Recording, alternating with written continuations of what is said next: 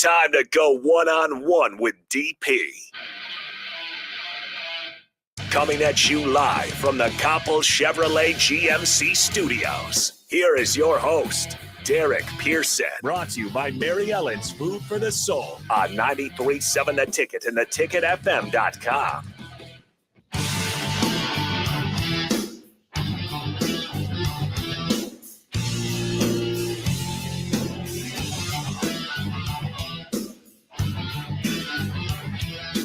Welcome in a one-on-one with DP.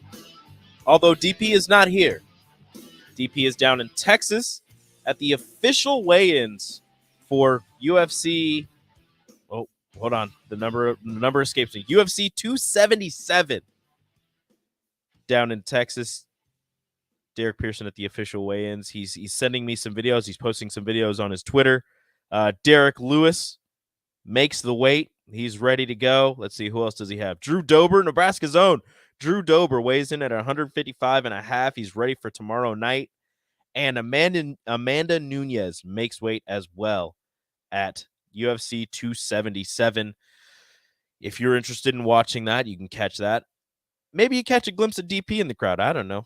I don't know how the camera, if he'll get caught on camera, but he'll be there. He'll be giving us some insight into that. Maybe he calls in. I don't know when the weigh-ins are done, but maybe he'll call in and give us his official. Well, he won't give predictions. He doesn't give predictions, but he'll give us his thoughts on weigh-ins and who he's excited to see and what he might be excited to see down at UFC 277 out in Texas. But this is one-on-one with DP, sponsored by Mary Ellen's. Thank you, Charles, and all the wonderful people at Mary Ellen's for sponsoring this portion of radio and for just supplying amazing food for the people of Lincoln. If you haven't yet, get on down to South Lincoln and head over to Mary Ellen and get yourself some delicious food, some fried catfish, some fried chicken. They've got wings, they've got collard greens, they've got delicious food everywhere. The ribs are fantastic. I'm making myself so hungry right now. I might have to stop by today. I might do it. I might drive out there and get me some lunch from Mary Ellen's today because I just made myself extremely hungry. Join in on the conversations today. Nick will be joining me shortly. He's running a little bit late. I know, surprise after what happened yesterday. Don't worry, he didn't fall asleep. He's just busy doing other things. But he'll be joining me here shortly. So join in, 402-464-5685, Honda of Lincoln hotline, Starter Heyman text line, and the Starter Heyman Jewelers live video stream, Facebook, YouTube, Twitch, and Twitter. We're here all day for you, giving you sports information, regular information, things about our daily lives. I know you probably don't want to hear about that. You come here for the sports, but guess what? I got the microphone. I'm going to tell you how my day was. I mean, it's only 10:07, so my day's been pretty good. But that's irrelevant because right now what I want to get into is would you consider it the biggest news? I would consider it the biggest news of the day yesterday. Came late last night. Nebraska volleyball down to 3 middle blockers as 7th-year player Kayla Caffey enters the transfer portal. The transfer from Missouri, played for the Huskers for 2 years, was granted a 7th year by the NCAA. She had a red shirt. I believe she had an injury in there, I believe, when she was at Missouri. Then she had the COVID year. Just everything kind of fell together. The NCAA granted her a 7th year. However, the green light was not turned on by the university to allow her back or to bring her back. Just a lot of question marks going on with that. But Kayla Caffey enters the transfer portal 10 days before camp opens for many volleyball programs across the country. She has multiple options. She has options to play professionally. She has options to, I believe she already has her master's to just go into the education field. She was substitute teaching in Lincoln last year during the season and after. But she has multiple options. She could transfer to another university. She has that 7th year. She can play. She would be a fantastic addition to whoever she goes to But that leaves Nebraska with 3 middle blockers. They have the transfer from Penn State, the grad transfer from Penn State, Caitlin Horde, and then 2 freshmen, one who enrolled early in Becca Alec, and then Maggie Mendelson, who is playing 2 sports here at the University of Nebraska, will be on the volleyball team and also playing on the women's basketball team. So it's you're down from possibly 2 seniors and 2 freshmen, having your 2 seniors kind of lead the way and teach the freshmen the ropes to, well, one senior who has been here for a while and one senior who is transferring in from, another powerhouse volleyball program, to a senior transfer in her first year at the University of Nebraska, and 2 freshmen, one going into her first year and another going into her first full year at the University of Nebraska, as Becca Alec joined the team. She was an early enrollee, joined the team in January, so she got about part of this season. She got about a postseason in couple, the end of the regular season, then the postseason for Nebraska volleyball. It's going to be very interesting. I wouldn't be worried if I was anybody, because if anybody has shown the ability to, keep a program afloat with whatever talent is available, it is John Cook. So going into this season with, again, a graduate transfer senior and 2 freshmen in your middle is not concerning. It's a little strange. That's all I would say. Last year, many people were worried at the beginning of the season. This probably didn't look very much like a John Cook team, because, you had all of these freshmen playing and they were kind of struggling early on. And by struggling, I mean, they weren't sweeping everybody. They were still winning their fair share of games until they hit that rough stretch where they played 3 top 10 teams in a row. And again, they were playing multiple freshmen and they were without their other leader on the floor, Lauren Stivrins, as she was getting back from an injury. But as the season went on, as the freshmen got more acclimated, you saw that John Cook and this coaching staff put together a fantastic roster, as Nick Sainert joins me in the studio right now. Hello, Nicholas. How are you? What's up, Rico? How's it going? I'm doing all right. Just talking about Kayla Caffey transferring away from the Nebraska volleyball team. Yeah, a little I don't know if I would say shocking. It was kind of interesting how it was so quiet as of late, right? I mean, we're approaching. We always talk about coming up on the football season quickly, but I mean, the volleyball season's coming up just as fast as well. And Nebraska is, I mean, as usual, right? They're the Alabama of volleyball, and it's always Alabama is the Nebraska of football. Thank you. There you go. No, we gotta get that right. So anyway, I mean, they're always just reloading rather than rebuilding. And you hit it on the head where Nebraska, they struggled last year, but now it's like they return everybody. And it was huge last year because they got a player or players like Lauren Stivrins and Lexi Sun back thanks to the COVID year. But what was so big about it last season, at least, was that Lexi Sun and Lauren Stivrins were okay with taking a step back. Mm-hmm. And that's what when you look at this Husker volleyball program, makes it so valuable and so fascinating, I think, is because the older players understand that at some point they have to keep moving the program along. They have to keep acclimating newer people, newer players to this program and the standards that are held within it. And is that a situation with Kayla Caffey? I don't know. I mean, you have Maggie Mendelson coming in as well, and Caitlin Horde, the Penn State transfer, and Becca Alec as well. Those are your 3 middles, right? And now. So it's like, where does Kayla Caffey fit into that? Do you really want to hold back Maggie Mendelson, Becca Alec, or I mean, Caitlin Horn was an All-American at Penn State, so you don't really want to hold her back. But you have these highly touted recruits coming in, and do you really want to?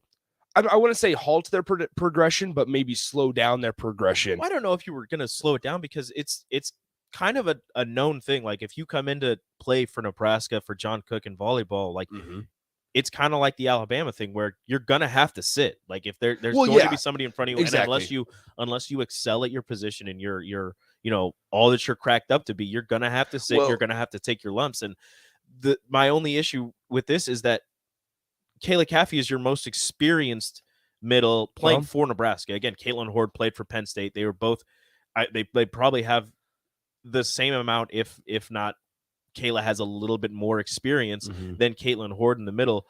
But having those two to mentor a Becca Alec and a Maggie Mendelson would have been fantastic. And I'm not saying that Caitlin can't do it on her own, and John Cook and this coaching staff can't do that on their own, but having another senior in the middle to help them, learn as they go and, teach them the ropes. I mean, as you said, Lexi Sun took a step back, but she was still engaged on the sideline. You would see some of their outside hitters after they would get swapped out in a rotation, go to the sideline, and Lexi Sun, one of the first people to greet them and is talking to them.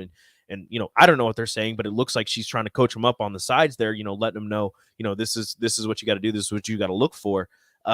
So having, another All-American and Kayla Caffey there, even if she doesn't play much, but I mean, she was an All-American, having her on that sideline or in the middle, helping everybody, get through everything that they need to get through would have been, invaluable. And I'm not saying that Caitlin can't do that and the coaching staff can't do that, but having another body there would have been very helpful. And somebody asked on the text line if there was a scholarship crunch. From everything that I've been reading, no, there wasn't a scholarship crunch. It's just, I don't know exactly what was going on, why the university didn't greenlight her ability to come back. Well, and maybe, I mean, obviously you say, the university might not have given her the green light. John Cook did say on his daughter's podcast a couple months ago that after the NCAA greenlit Kayla Caffey, it was like a couple weeks. He does the podcast with her weekly.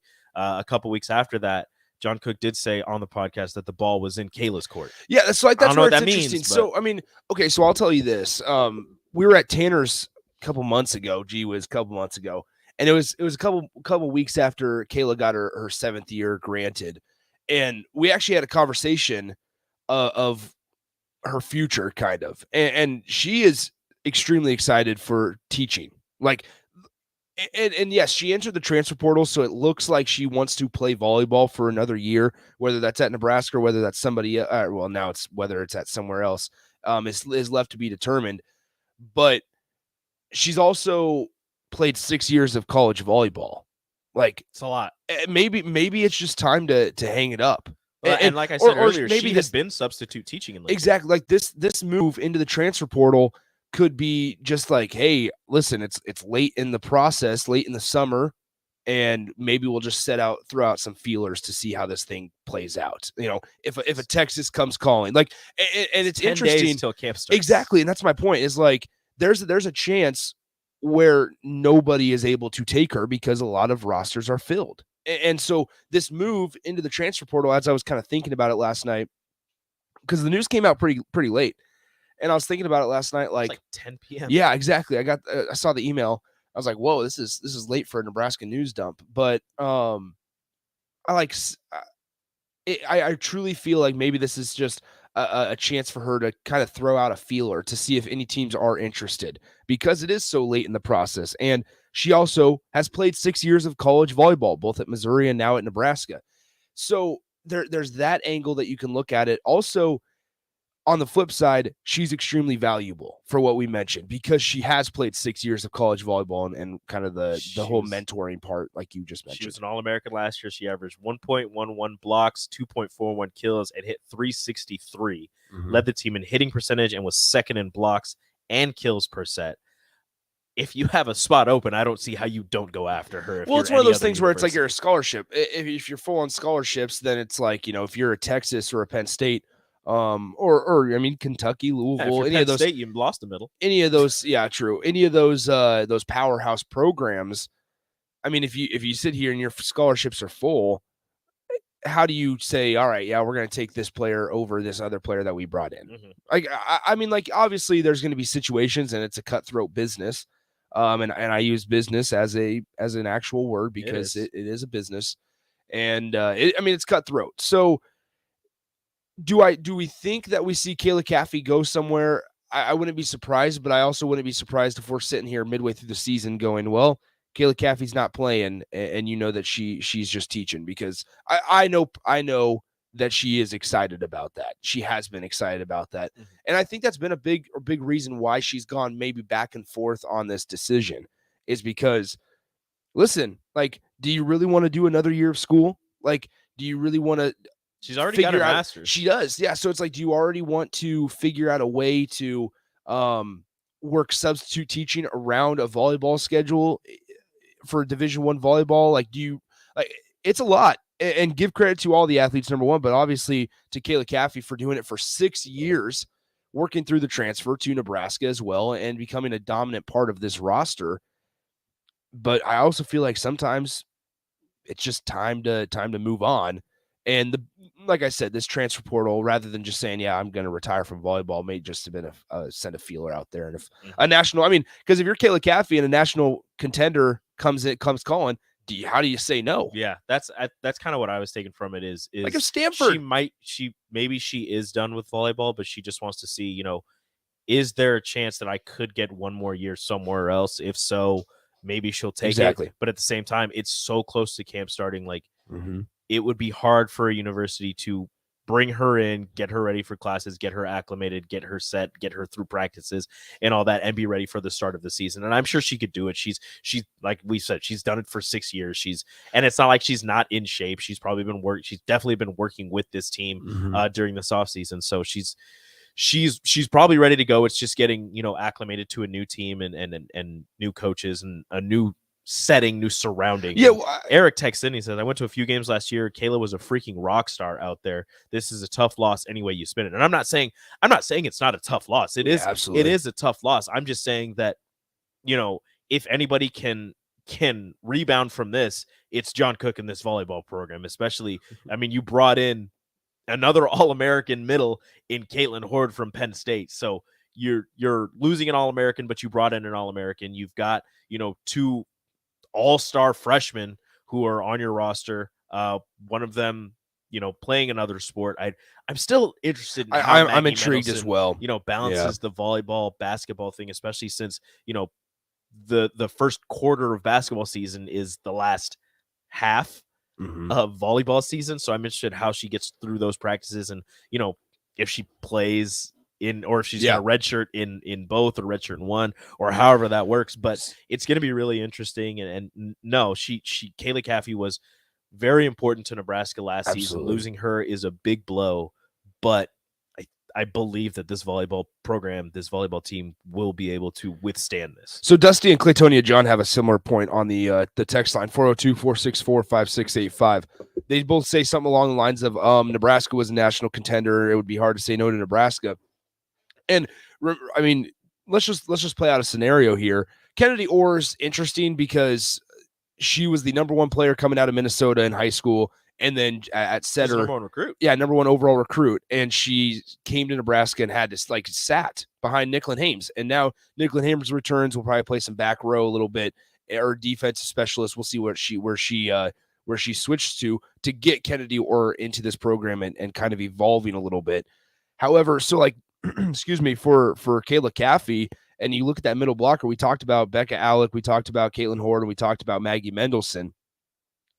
Once again, if Kayla Caffey wants to substitute teach or wants to get a teaching job, something along those lines to where she can use her degree, does she really want, we talk about roles, I guess, and not saying that Kayla Caffey wouldn't want to be a mentor, but if she's ready to begin her career off the floor, would she really want to come back to Nebraska and be a mentor and have to wait another year to start her career off the floor, if that makes sense? Not saying that she's not that type of person, because the conversations that she's had with us at the ticket, she's a fantastic person. So I don't want to get that wrong idea into listeners' minds.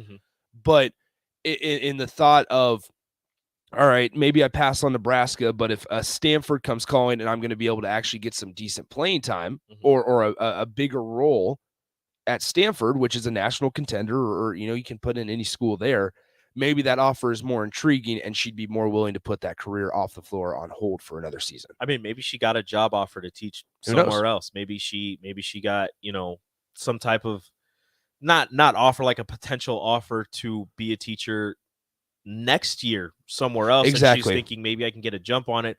I Job can in go waiting, to yeah. whatever state, whatever city this is, play one more season of volleyball with the local college, the local university, and, be around, be like a substitute for, whatever school she might be going to. And again, this is not something that I've heard. This is just me guessing at some things that could be possible. I mean, that's also another possibility, is that she has an opportunity for a job in a different state, and there's a university there that she could exhaust her final year of eligibility at while getting acclimated to whatever city and state she's going to be living in.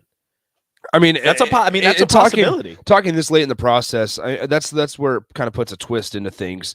But I maybe, obviously, Callie Schwarzenbach followed former Husker coach Tyler Hildebrand to Long Beach State. Maybe we see something similar here, to where it's, Callie Schwarzenbach's obviously a middle blocker as well. So, you have that competition factor. But if she wants to go somewhere maybe where it's a bigger city, bigger opportunities, maybe it's going to be a lower level school like a Long Beach State, but she'll be familiar with some people in that room. So maybe it wouldn't make the transition so late in the process, so late in the summer, as difficult, because she would know at least two of the people in that room, in Tyler Hildebrand and Callie Schwarzenbach. This is all just guesstimates. We have no idea what's truly, going on inside her speculation. Head. Only she knows, and we'll find out when she lets us know. But Kayla Caffey transferring from the Nebraska volleyball program, leaving them with 3 middle blockers in grad transfer Caitlin Horde, and 2 freshmen in Becca Alec and Maggie Mendelson. That's going to do that for the first segment of One-on-One. Up next, I have a feeling I know what we're going to talk about, but we'll see where the wind takes us. Up next on 101 on 93.7 The Ticket. Sandhills Global is hiring. Check out sandhills.jobs for more information. Sandhills is looking to fill hundreds of new openings in sales, traveling support, software development, web design, and more. Sandhills has a professional culture and is fast-paced, with a focus on growth, innovation, and leading-edge technologies. Career and internship opportunities are available at our global headquarters in Lincoln, Nebraska. Apply today at sandhills.jobs. Springtime is here, and it's time to get to work on outdoor projects. Deck City is a great place to start as Lincoln's local source for everything decks. Deck City has everything you need to build the deck of your dreams. From treated lumber to Westbury aluminum railings and TimberTech composite decking. Call them today to schedule an appointment at 402-480-6671. Go online at deckcityne.com or visit their new location just north of 33rd and Cornhusker Highway. Nebraska football season is right around the corner, and we need you in Memorial Stadium this fall. A customizable Husker football 3-game mini plan is on sale now for only $180. To purchase your 2022 Husker football 3-game mini plan today, or for more information, visit huskers.com/tickets or call 402-472-3111. Go Big Red. Come see Lincoln's best lineup on and off the diamond all season long. The best seat in town, the best block party, the best outdoor bar, your best night ever. Join the Salt Dogs for Nebraska Medical Association and Lancaster County Medical Society Triple Play Tuesdays, Fairbury Brand Winter Wednesdays, Thirsty Thursdays, Fireworks Fridays, Souvenir Saturdays, and Sunday Family Fun Days brought to you by Casey's. Hit a home run with your next trip to Haymarket Park. Buy tickets at saltdogs.com. There's not many things worse than having plumbing issues at your home or business, but it's even worse if the problem isn't fixed correctly. Select Plumbing gets it right the first time, and they specialize in several things: general plumbing, water heaters, faucet and fixture repair, underground sewer and water repairs, backflow testing, and more. Keep your property free from leaks and other issues. Call today for a free estimate at 402-560-6197. Plus, they're hiring service plumbers. Contact Select Plumbing to inquire at 402-560-6197. Allo means business. Allo means local business. Allo means big business. Allo means small business. No matter your business, if you need reliable phone and internet connectivity, you need Allo. Local service and same-day dispatch. Free installation. Symmetrical upload and download speeds. If your business relies on communication, rely on Allo. Allo means business. Visit allofiber.com/business. Steve's Garage Doors and Services is under new management, but has the same great service as before. If your current garage door seems outdated or isn't working properly, call their new number at 402-480-2840 to schedule service or get a new door ordered. Steve's can repair most types of garage doors and can always point you in the right direction to get the job done. Give Steve's Garage Doors and Services a call today at 402-480-2840. That's 402-480-2840. 93.7 The Ticket, Fox, KFXL weather. Sponsored by Security First Bank, a relationship you can count on. Partly cloudy skies and comfortable for late July. We'll top out at around 83 this afternoon. Winds out of the south at 10 to 15. We'll expect partly cloudy skies again tonight with a low down to around 60, and really more of the same for the start of the weekend. Tomorrow, partly cloudy with a high of 85. I'm meteorologist Tim Wright for 93.7 The Ticket and theticketfm.com. I grew up hearing that women are bad with money, but like many of you, I spent years paying bills, managing checking accounts, and taking care of my family. So turns out women are pretty good with money after all. And now I'm taking control of my financial future by saving for retirement. It's never too late to start, and there's a great website to help you. Check out WeSaySaveIt.org and jumpstart your retirement savings on your budget and your timeline. That's WeSaySaveIt.org. Brought to you by AARP and the Ad Council. You're listening to One-on-One with DP. Brought to you by Mary Ellen's Food for the Soul on 93.7 The Ticket and theticketfm.com.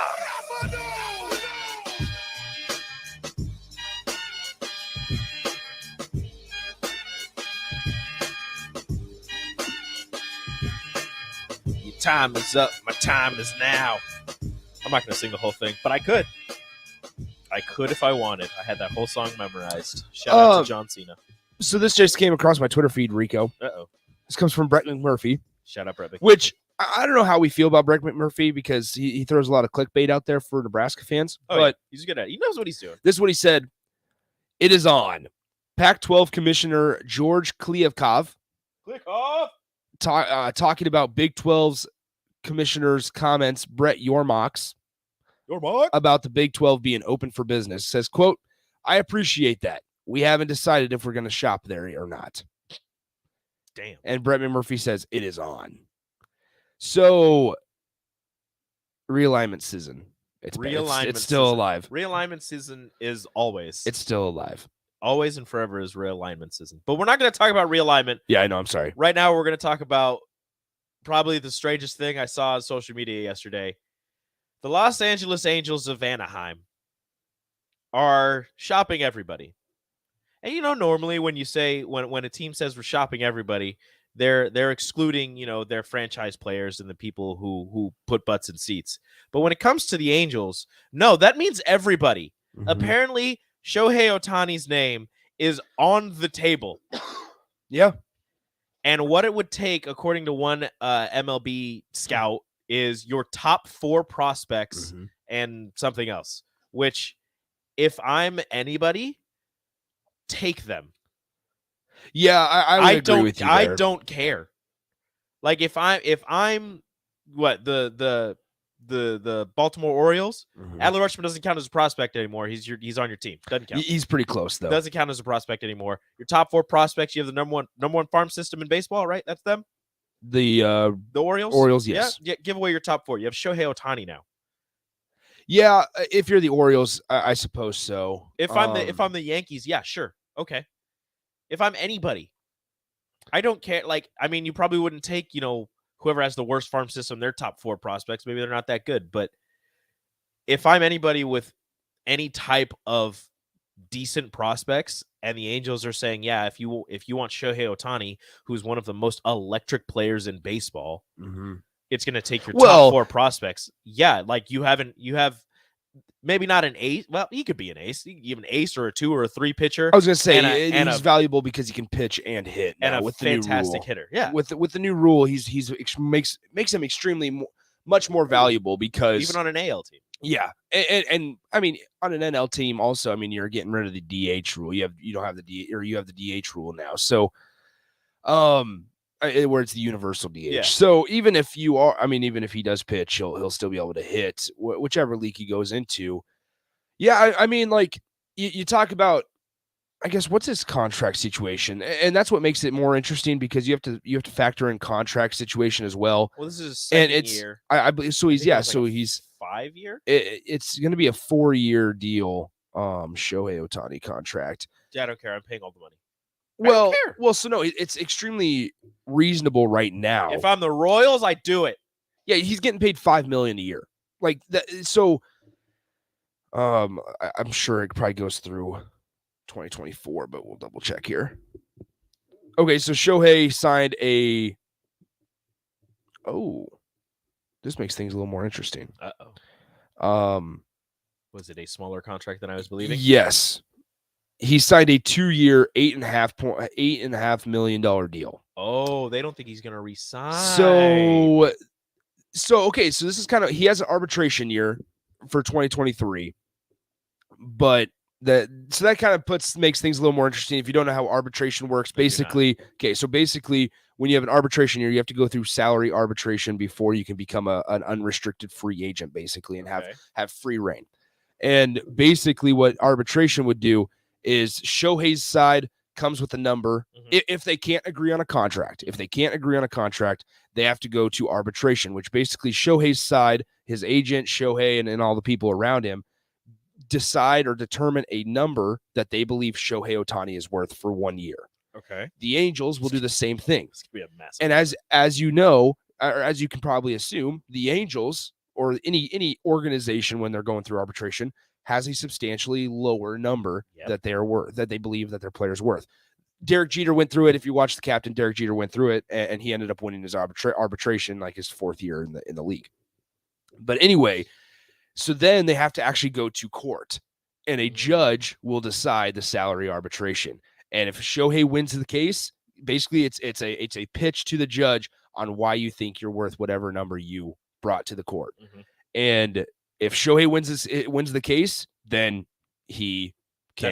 That's how much they have to pay him. And if the Angels, if the Angels decide to, or if they win the case, then Shohei has to accept that deal. Okay. So it's one of those things where, but the problem with arbitration, do the Angels have to accept Shohei's, or can they just not sign it? Yes. So here's the thing, because once you go into arbitration, it's settled, and you can choose not to go into arbitration. Yeah, you can choose, and if they want to just cut ties, then they can go. But so that's where it makes it a little different. But here's the thing, as you can assume or guess, when you go into arbitration and you're fighting, and basically Shohei, I mean, like, so to put it in an example, Derek Jeter went through it, like I just said, a couple years into the majors, and he thought he was worth at the time like $5 million, and the Yankees thought he was worth like $3 million, and he wanted that extra $2 million. Yeah, and this was coming off of some postseason experiences and all that. And he goes, that was the first time I realized that the Yankees didn't think I was as good as I knew I was. And he goes, that's the first time I realized that this is truly a business and that people are in it solely to make money and that I'm not as valuable to an organization as I thought I was. So as you can assume and guess, that arbitration a lot of times can cause rifts between star athletes and the organizations, right? So that's why a lot of times organizations will do anything they can to avoid arbitration. So that's arbitration. So it's a little different there. Thank you. I needed that education lesson.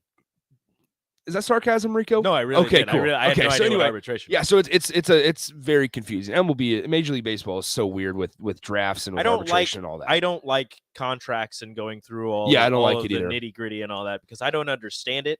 And that's why I could never be an agent, and why I would need to hire an agent. Well, it shows that like a good agent. Agents are extremely important, and that a quality agent is extremely valuable, because I mean, that's not their job to worry about all the minor details of a contract and about arbitration and all that. I'm just trying to play baseball. And you have service time in the Major League Baseball, and designated for assignment, and you have to go through waivers if you have so much service time in majors before you can just go back to AAA, like things like that. It's just so confusing.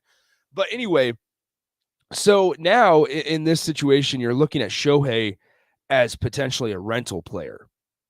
I mean, that's practically it. If he gets traded, which makes it much more difficult. Like if you're a team, let's say you're the Padres, right? Because the Padres are out front for Juan Soto right now. Are they? Yeah, they are. So it's like if you're like a team that needs a rental, I mean, I'm trying to think of a team that just needs one guy to get over the top. Like if you're the Mets, right? Oh, yeah. If you're the Mets, are you confident in Shohei re-signing after this year with your organization? Houston would be an idea. Yeah. Like Yordan Alvarez has exploded onto the scene. Kyle Tucker is hitting well. He has almost 20 home runs this year. Like Jose Altuve's still there. Bregman's still there. Like he's still got guys there. The Yankees to replace Joey Gallo. There you go. So like the Yankees, are you confident in Shohei re-signing there? Probably, yes. Right? Well, it's a lot of money. It is. But I mean, here's the thing. You got Shohei and Judge, but yeah, whatever. Yeah. So like if you're, as long as you're confident that he's going to re-sign with you guys, then it makes the decision to part ways with your top 4 prospects much easier. Mm-hmm. That's with any rental situation in any sport. Because I suppose so, but you're not to that magnitude. No, not 4. I mean, look at the Royals and Benintendi, for example. The Royals gave up Benintendi, and the Yankees only had to give up their 19th best prospect, their 21st best prospect, and an unranked prospect. Okay, take it. And if it doesn't work out, then it's okay. If he doesn't re-sign, then it's okay. And we just move on with our life, and we lost 3 prospects. Like, oh darn. Yeah, exactly. Because the Yankees are just fine. So, it's one of those situations where you're much more comfortable and okay with giving up your top 4 prospects in your farm system. Like that can really set you back. Like depending on positions and where you're at roster wise and contract wise with your active roster, with your 40-man MLB roster. Like that, losing 4 prospects can really set you back. Seem like a lot, but it can. Oh, it can really set you back if Shohei does not re-sign for you. Another thing also to take into account, Shohei loves Mike Trout. Like Shohei grew up, his dream was to play with Mike Trout. Well, he's realized that dream. Now he has to go win something. Yeah, because he hasn't won anything. Well, and neither is Mike Trout. Well, here's the thing: Shohei and Mike. People keep saying Mike. I keep seeing people tweeting and texting in Mike Trout to St. Louis. Is that there's like actually no way? Is that no actually way. A thing? There's no way that the Angels will ever get rid of Mike Trout. But they're about to get rid of. They're possibly considering getting rid of Shohei. Well, what's crazy about it is we still have a couple days. August 2nd is the trade deadline. It's gonna be wild. I love it. Yeah, I love trade deadlines. Yeah, I do. I usually do as well, unless it's the Cubs here, like they are. Yeah, you're gonna lose two of them, Contreras and Happ. I'm not so sure about Happ right now. I'm for sure about Contreras. Like Contreras, here's the thing. I was telling really emotional. Yeah, it's been bad. Like he does not want to leave. This is like the dude with the Mets a couple years ago, where he thought he got traded and he was crying. Wilmer Flores. Yeah, Wilmer. Was it Wilmer? No, it was definitely Wilmer. Because then he's crying and then like found out he didn't get traded, and then like all of the Mets fans loved him, and then he went on like a tear. Yeah, that's true. I forgot about that. So like, here's the thing. It's interesting they brought up the Mets. So they have. Is their catcher Travis D'Arnaud? I can't remember. Yes. But you look at possible teams that need a Wilson Contreras, right? And here's my problem with the Cubs. Is I was telling this to Schaefer yesterday morning. Actually, I was just like, top 5 catchers don't come and go. Like they don't grow on trees. Top 5 catchers that are good defensively and offensively do not just grow on trees. It's very difficult to find a quality catcher. Like it's extremely difficult. Like Yadier Molina in his prime was spectacular. But if you think of like Salvador Perez, offensive catcher. You think of oh gosh, I'm trying to think of other guys. There's guys that you can think of that are out there that are more defensive minded than offensive minded. Like Buster Posey, for example, defensive minded. Like I mean, Yadi's probably more defense as well. He's solid offensively. Yeah, but I mean, obviously they're going to be solid because they're in major leagues. Yeah, but he like makes his mark on the defensive side. Okay, so Krobe mentions a good one. AJ Przinsky. That's a good throwback name. That's a really good throwback name. But anyway, like I just sit here and I'm like, catchers don't grow on trees to where they're spectacular offensively and defensively. And you have a situation if you're the Cubs, if you're the manager, or if you're the front office, where it's like, do we spill out some money for this guy that wants to be here? He does not want to leave Chicago. They originally signed him as what's fascinating about Wilson Contreras, you might not know this, Rico. They signed him as an outfielder. That is a change. They initially signed him as an outfielder and they transitioned him to catcher. How do you go from outfield to catcher? So I truly don't know, but they transitioned him to catcher. And he's done really well. And he has turned into a top 5 catcher in Major League Baseball. Wow. And like you think about other catchers that are anomalies, right? And when we say anomalies, it's offensive and defensive catchers. Adley Rutschman's in that category now, even though he's struggling at the start of his MLB career. He'll figure it out. Will Smith for the Dodgers is in that category as well. Like, you have these young guys. Jose Trevino, like guys that you are not, if you are a organization, you are not giving up. You will not give up. But here come the Cubs. And here's the problem with the Cubs. If you look at their recent trades, they just get Jack Bleep for all their guys. They're not good. They're not good at trading. And so like that's where I'm like sitting here. For Anthony Rizzo last year, you got a little bit of help. I mean, you get that first baseman from Double-A in the Atlanta Braves organization to replace Anthony Rizzo, and now he's flamed out. Like, what is going on here? And so now it's like you have to call for help from Frank Schwindel and Patrick Wisdom. Like, it is a complete joke. It's a complete joke that you're even getting rid of them. And yeah, so that's my rant. I could go on and on. And there's baseball corner. I hate the Cubs. I actually do. You love them, but you despise them currently. Yeah. I would. That's good. We can get more baseball talk later. Maybe. I'm sure we're definitely gonna get more baseball. We're gonna have a while. That's baseball corner on one-on-one. We'll finish up the show up next on 93.7 The Ticket. Download our app by searching 93.7 The Ticket in your app store. You're listening to One-on-One with DP on 93.7 The Ticket and theticketfm.com.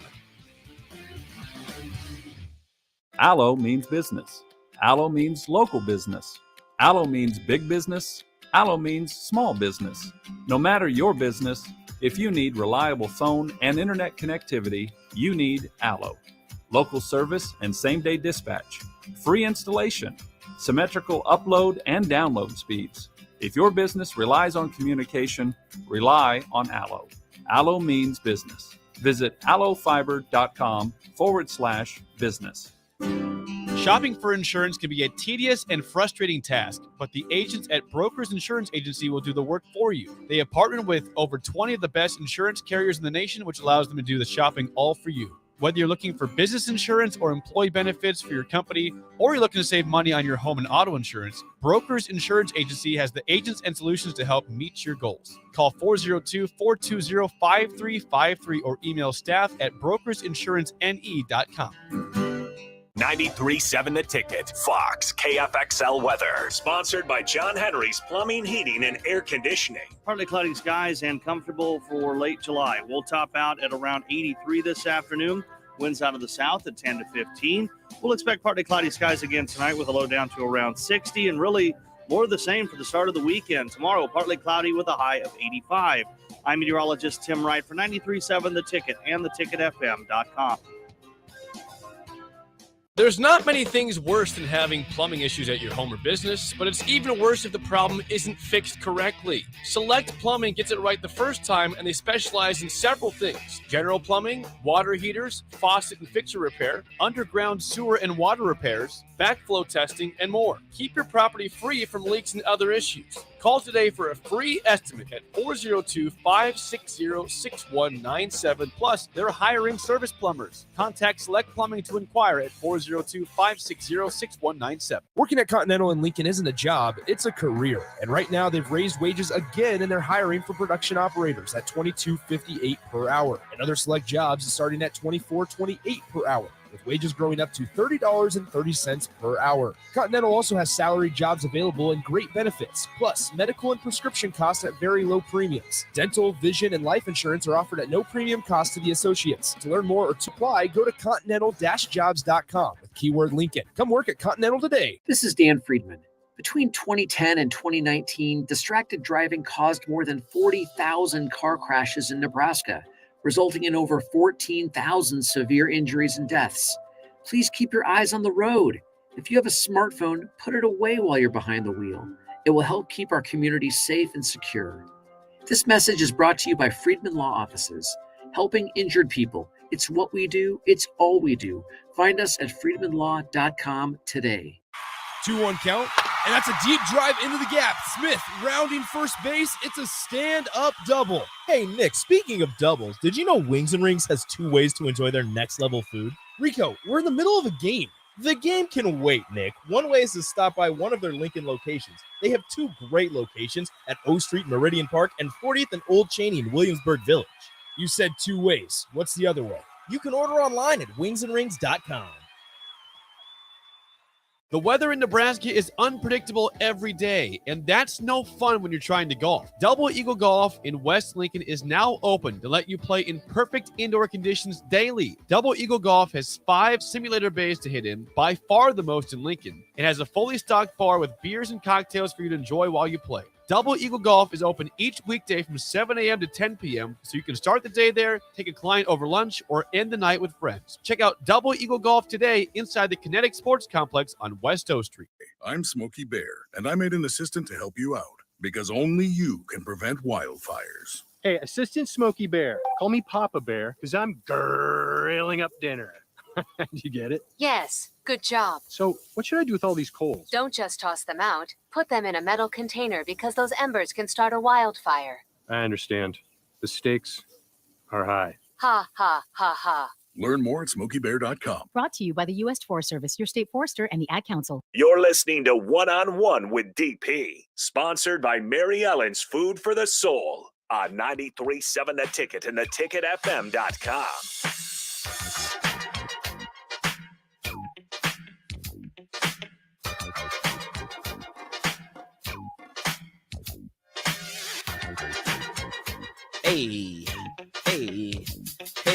Hey, everybody. I have something to let you in on. Not that. Something I can't. I like him too much. No, not that. Yeah, not that. I like him too much. 402, I need all of your participation. 402-464-5685. Honda of Lincoln Hotline, Starter Heyman text line. College football, Fox College Football released a graphic of the top 25 college football brand rankings as surveyed, as told by 1,000 high school football players. So Official Visit, a place that does college and coach reviews from current and former athletes, surveyed 1,000 high school football players on brand strength of college football programs, and they released a top 25 of those answers. Where do you think Nebraska falls on this list? That's my question to all of you. We will answer it in the 11 o'clock hour because guess what? It's me. Because Nick is the captain. I'm the captain. I'm telling you again. And don't cheat and go look this up. I need your honest opinion right now. 402-464-5685. 1 to 25. 1 to 25. Where does Nebraska sit, in terms of brand rankings according to 1,000 high school football players? No, I don't know where the football players are from. No, I don't know, if they're freshmen or seniors or whatever. I just know that they're 1,000 high school football Current players. High school football players. Current. Okay, let's see. Dusty. I'm not going to say the numbers. I'm just going to let you know if you're wrong or not. Dusty, you're wrong. Tater says kids these days don't know who the Huskers really are. Dusty, your guess is actually correct. Scott, you're wrong. Willie, you're wrong. Sten, you're right. Crowbait, you're wrong. Shock Dog. Nope, where'd Shock Dog go? You're wrong, and then you're right. Ooh, Shock Dog. Shock Dog, you're That's wrong. a cool name, bro. You're wrong, and then you're right. We don't get to see Shock Dogs very often. Unnamed texter. Interesting that you say that. Yeah. Kent, you're wrong. Downtown Scott, you're wrong. Downtown Scott, I love the energy. Unnamed texter, love the energy. Go Big Red. Love the energy. You're wrong. Yeah, you're wrong. Tater, you're wrong. Hey, Willie, you're right. I love it. This is great radio. Wrong. Right. I love the wrong. energy. Go Big Red. Yeah, Shock Dog. Yeah. Go Shockers, baby. Should we just spill the beans? Ryan, you're wrong. Kent, you're wrong. Crowbait, you're wrong. Yeah, I think we should. Nebraska, in terms of brand rankings, according to 1,000 high school football players, falls at number unranked. They're out of the top 25. They are not in the top 25, according to 1,000 high school football players, according to college football brand rankings. They are behind teams such as, I'm just going to go from 25 to 1.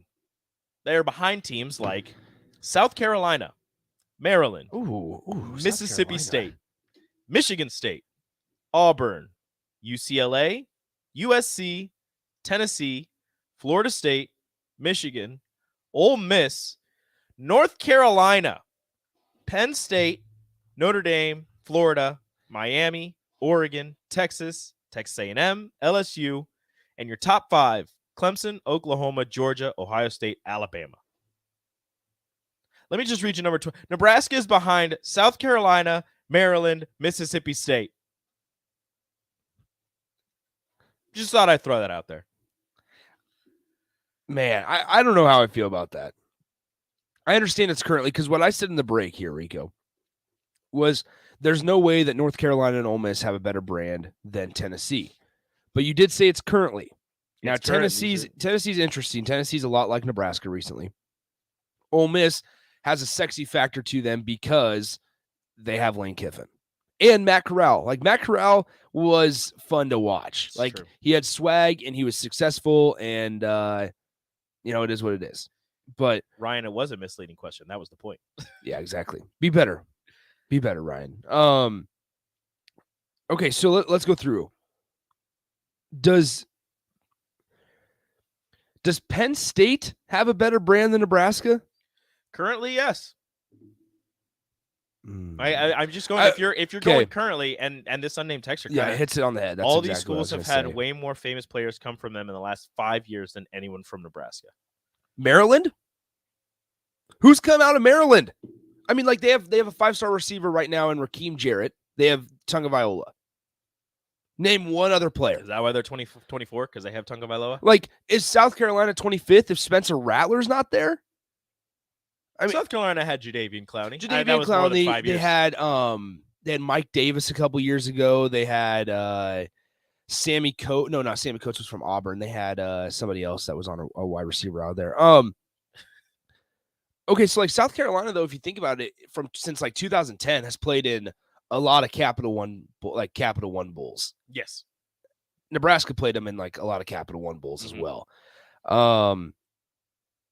Mississippi State, like the 1 year with Dak Prescott made him I don't know, man. Like in the last 5 years, who's Nebraska's highest drafted player?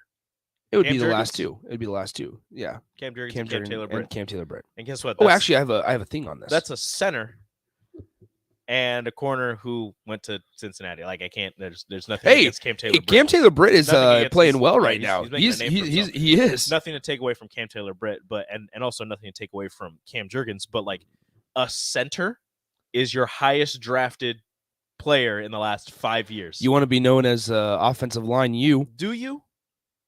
I think so. Like, that'd be something Nebraska fans would be okay with it. If Nebraska would win the line of scrimmage every single time. Stephon Diggs and DJ Moore both went to Maryland. Stephon Diggs is more than 5 years ago. DJ Moore, I'll give you that one. Yeah, I forgot about those guys. People forget about Stephon Diggs in Maryland. Because if you're going high school players, 5 years is probably like a good barometer for a college team that you're actually paying attention to. Okay, so this is interesting here. So in 2019, Nebraska had 0 draft picks. And this is why that texter kind of nails it on the head. Nebraska in 2019 under Scott Frost had 0 draft picks. In 2020, they had 2. Khalil Davis went in the 6th round and Carlos Davis went in the 7th round. Nope. In 2021, they had 2. Brendan Hymus went in the 5th round and Farniok went in the 7th round. Nope. And then this last year, they had 3. Cam Jurgens and Cam Taylor Britt went in the 2nd round. 9 picks apart, and Samari Toure went in the 7th round. Making a name for himself up at Green Base camps. So get this. In the last 10 years, they have not had a single first-round pick. Yeah, kind of hard to build a brand. They've had 6 second-round picks. Kind of hard to build a brand that way. So Nebraska not being in the top 25. Maybe we talked ourselves out of it. Not really. I still think they have a better brand than South Carolina. I agree. I think Nebraska should be in the top 25. Like, when it comes to recognition, like uniform name recognition, Nebraska should never not be in the top 25. Ooh, Trucker Rob. I mean, this makes a really good point. And I love having this conversation about recruiting. Oh, Rico. I got it. Don't worry. I'll fix it. You didn't put an out in there. I got it. You Don't put worry the about back end. I got it. Did we for I gotta we take 4. needed to take a yeah. I gotta take 4 in the 11 o'clock. That's fine. So I always love having this conversation because just the different opinions in this, where it's recruiting and whether or not Nebraska should be looked at as a top-notch program. I really enjoy it because the different opinions are on opposite sides of the spectrum, basically. And we'll continue this in the 11 o'clock hour because, once again, Rashawn Jackson not here today. So I'll be hanging out with you guys. But Dusty asked, is this football only?